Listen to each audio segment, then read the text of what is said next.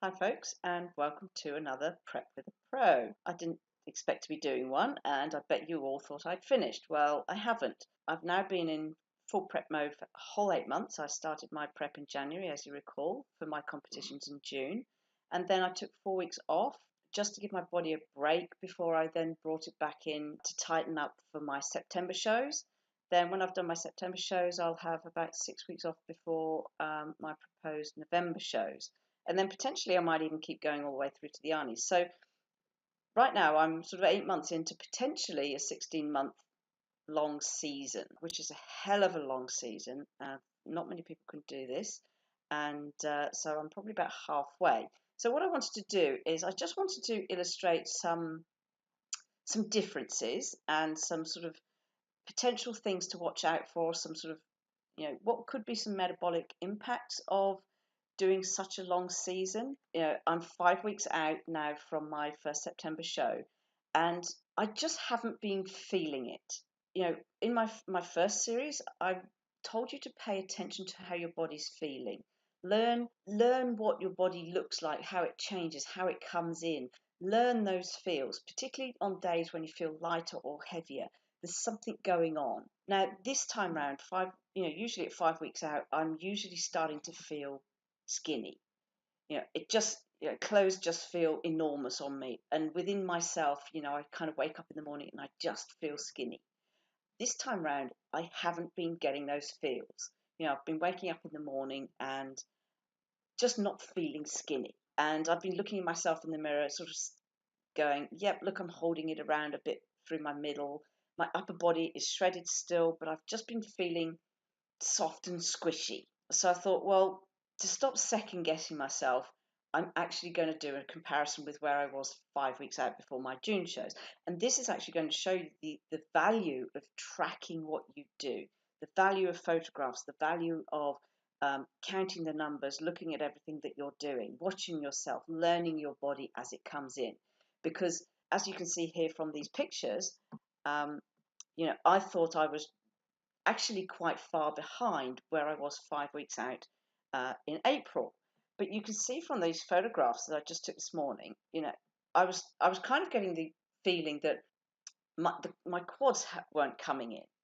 But you can see from these images, here's August, so this is this morning, and this is 5 weeks out in April. My quads actually look potentially a little bit better than they did in April, which now that's a huge surprise to me. And even through the middle, even though I've been feeling soft, potentially I might even be a little bit leaner through the middle. And you can see it here. And that's actually a bit of surprise. My shoulders look better again. And that's a bit of surprise. I did not expect that. So let's have a look. Let's keep going through. Think I've even got better hamstrings. My back doesn't look so good. But again, potentially I'm looking a bit leaner through the shoulders and through the middle, which is a huge surprise. Now let's have a look at my back pose. Apart from the fact there's a little bit wonky, it looks like I'm actually exactly the same kind of spot.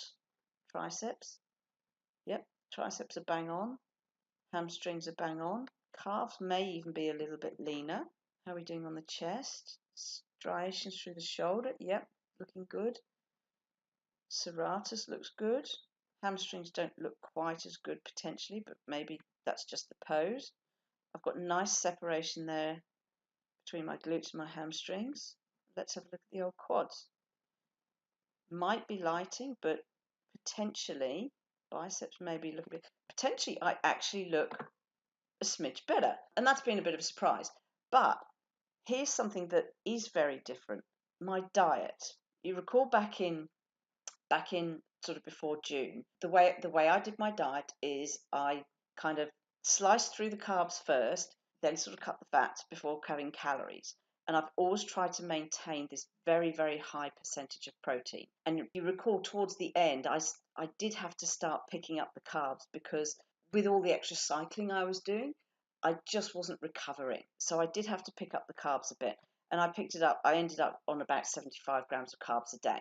But you can see my overall calories here was sort of 1683, and I was around about 60% protein. Usually I'm up at around about 70, so this was a bit of a surprise to me, at that point. and I do like to keep my fats high. So that's where I was back in April, but look where I am now. Now, what's interesting is I'm on higher overall, much higher fat overall, much higher carbs overall, and much lower protein overall. I'm only down at about 45% average protein. My carbs are way up. Look at that, way up. And my fat's pretty good as well. Now, I have deliberately kept my fats up this time, and I've actually been trying to keep it around about 50 grams a day because my skin was getting very, very dry before I went overseas, and you could see my tan was absolutely awful in England because my skin was so dry. It just caught in all of the dry areas and just made me look awful.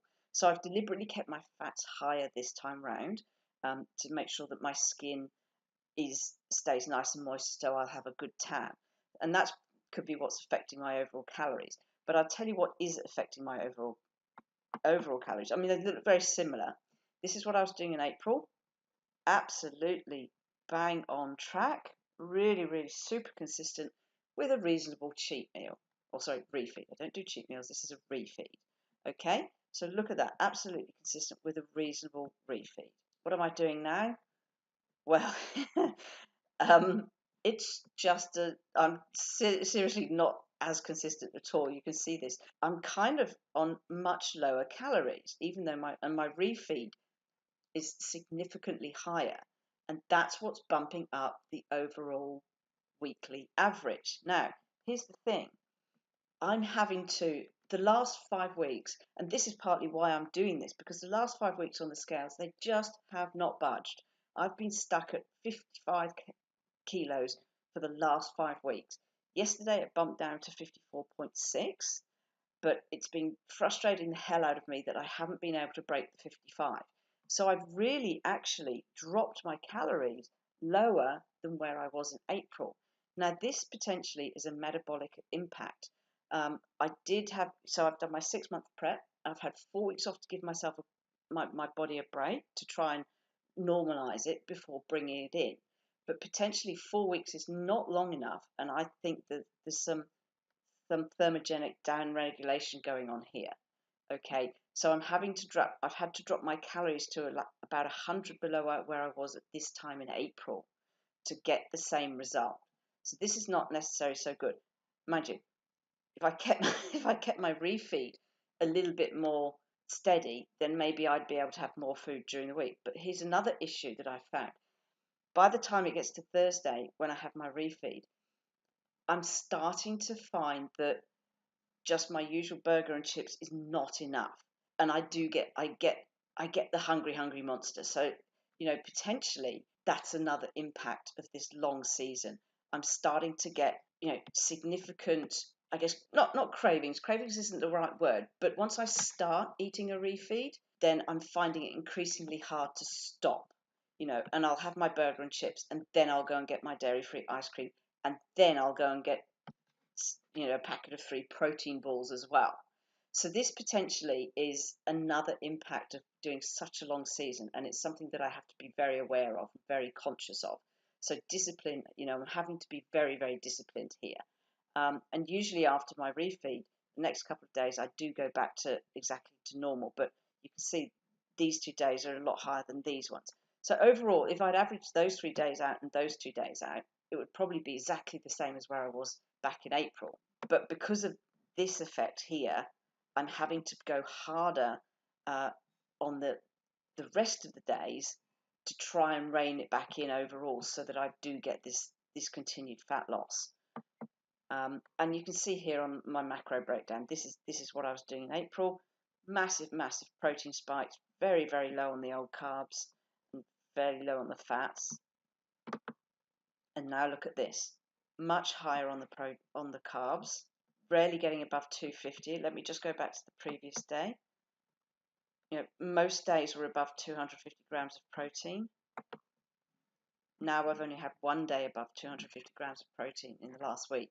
So my protein's way, way down. So what I'm going to do, actually, I'll just flip to the good old spreadsheet. Now, here's something that surprised me. Like I say, I have been struggling for the last 5 weeks to break the 55. But if you look at where I was back in April, 55 is 100% again, I had 4 weeks on the trot at 55. Now I've started this whole prep after June, after my 4 weeks off. I started this whole prep at about 56 and a half. And over the last sort of 6 weeks, I've just got stuck at 55. But I've only just looked at this and I've noticed that, look, there's 4 weeks there where I got stuck on 55 before it had this big drop down to 54.9. And that's what I've done again here. Compared to where I was in April, I'm absolutely bang on track. And that's actually come as a bit of a surprise, because I really thought, this is why I'm doing this whole thing, because I started to second guess myself and the process, and I just haven't been feeling ready. But having seen these numbers, and this is why tracking is so important, this is why photographs are so important, I can now see that I'm absolutely bang on track. So all I've got to do is keep it good for the next 5 weeks, and in theory, it'll come in exactly as it did before. But what I am going to do, having compared the diets side by side, wherever it is, right, there we go, there's some diet.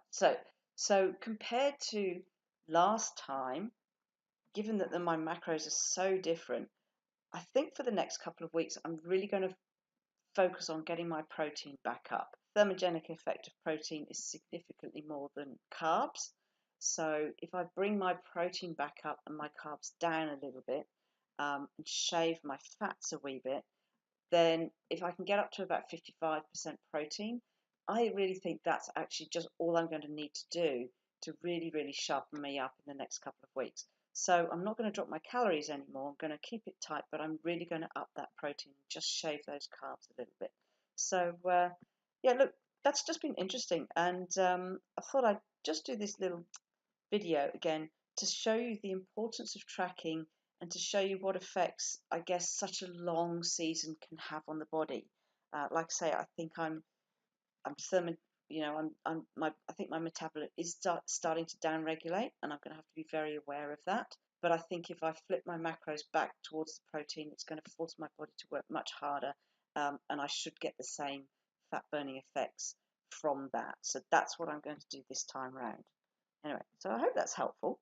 And look, I know a lot of you are in prep as well. A lot of you are 5 weeks out from season B, so I hope your prep is going well.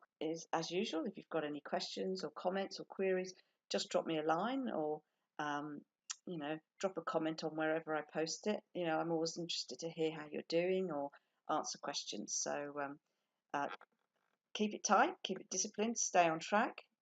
Don't second guess yourself, follow the process, and good luck. I'll see you on stage.